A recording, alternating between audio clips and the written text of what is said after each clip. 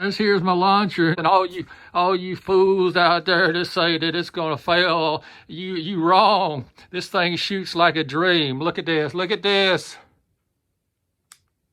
What? What? Dadgummit.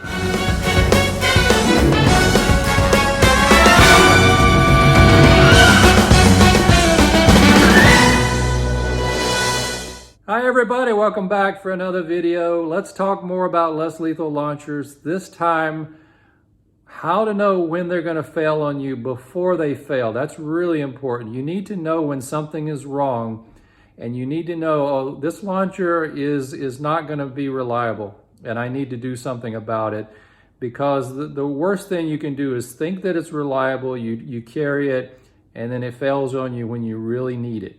And so in this video, I want to talk about at least 5 different topics, and within each one it could break down into a few, but 5 general categories of problems that you should be able to recognize for your less lethal launcher up front before something happens. And I think it really requires you to pay attention, but a lot of these are pretty obvious, and some of these from my experience, some from reading and watching others.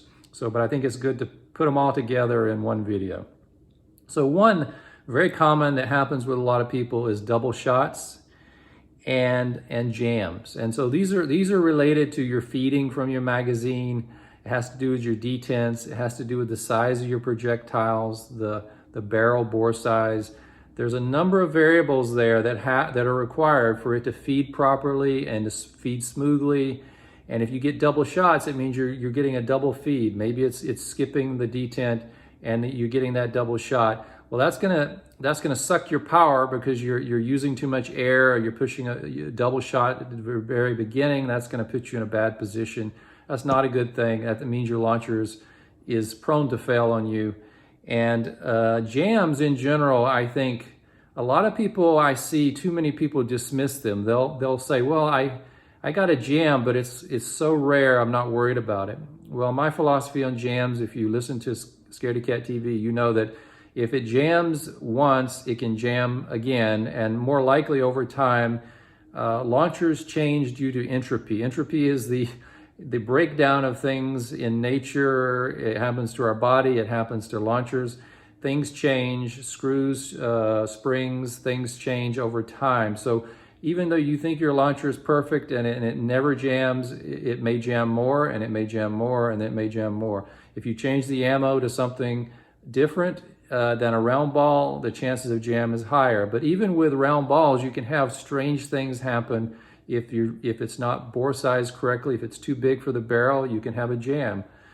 So there's a lot of things you need to pay attention to and to make sure it feeds properly and shoots properly.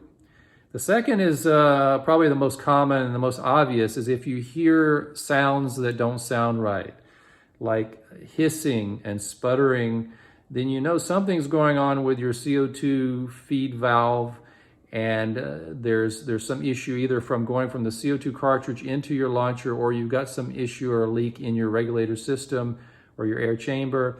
Anytime you hear that kind of thing, you need to think, well, is the relief valve closed, or is it deleted? Are all the seals good? Are all the O-rings sealed properly and lubed? That's kind of things you need to think about whenever you hear that. I've had problems where my fill nipple or fill valve that feeds from the CO2 cartridge had unscrewed loose. We don't Loctite those, but you have to you can use a device, but you can tighten it gently. And it'll work its way back out if you're shooting a lot. So you have to always watch that one. And I have a dedicated video on that particular one that I talked about before. So those are warning signs that your launcher is going to fail on you. If it's hissing or it's leaking air once, it's going to get worse. The problem's not going to get better and just resolve on its own. You need to fix it.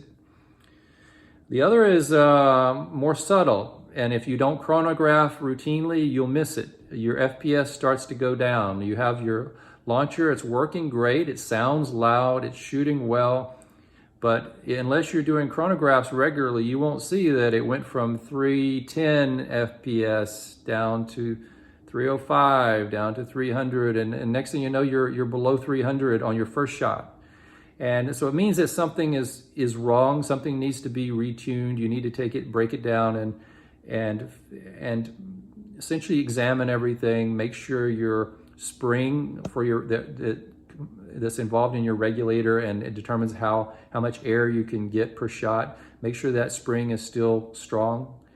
Sometimes those springs could wear. I think it's unlikely. Mine stays in a compressed state most of the time, and I haven't had any problems, but it can happen, so be aware of that. This is more subtle.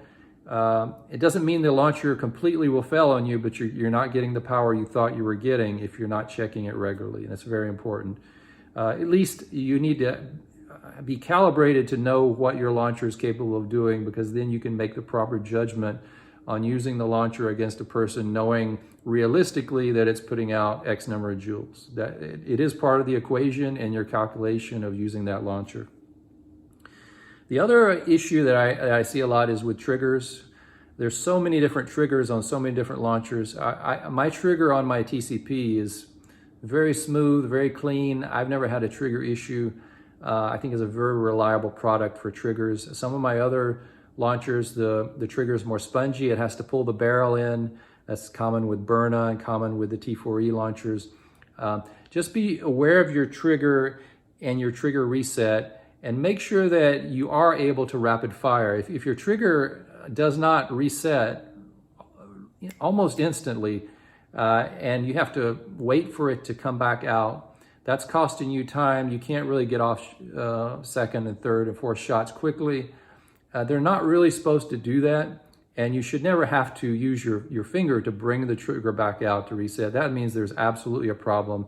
So don't let those things go and say, well, I've got a workaround, I know how to work it. Well, eventually the entire trigger will fail or something will happen. It should be, you pull it quickly, and that trigger should have a spring pressure to push it right back into the reset, and you should just be able to rapid fire if you need to.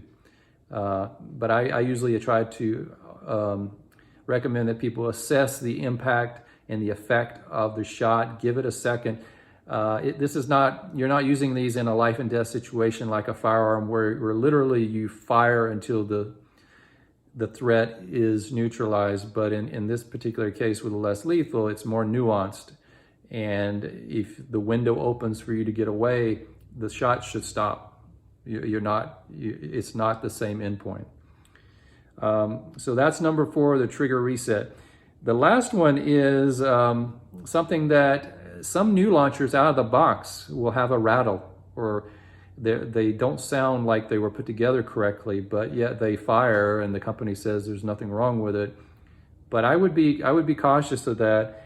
I don't like it when there's anything that's wobbly or loose in terms of screws. I want to go in and make sure that those are all nice and tight.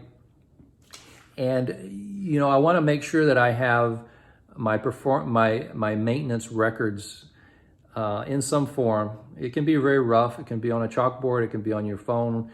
But you just need to make a note of when was the last time you did maintenance. Time flies. I can do maintenance and I can think I just did it. Oh, it's very recent. And I can look back and it's been 3-4 months. And if you're not careful, it can go much longer. So you want to have real maintenance records that you can reference periodically and try to stay with that. If you don't have any idea when the last time you did maintenance on your launcher, you can't say precisely when that was, the chances that your launcher will fail on you increase. So with each of these types of 5 situations, the launcher failure rate will go up. Does that mean that it's guaranteed it's going to fail on you? No, there's always a high chance that it will work if it's a good quality product and a launcher and you have a good track record with it.